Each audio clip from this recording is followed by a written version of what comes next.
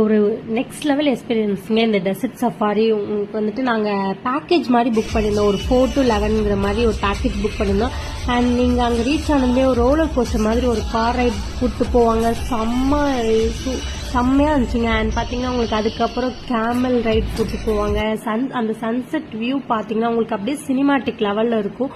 அந்த ஆரஞ்சு லைட்டில் டெசர்ட்டில் படும்போது சூப்பராக இருக்குங்க. உங்களுக்கு அதெல்லாம் நீங்கள் நேரில் போனீங்கன்னா உங்களால் கண்டிப்பாக ஃபீல் பண்ண முடியும். அண்ட் ஈவினிங் பார்த்தீங்கன்னா traditional welcome tea and dads அந்த மாதிரி நிறைய கொடுப்பாங்க.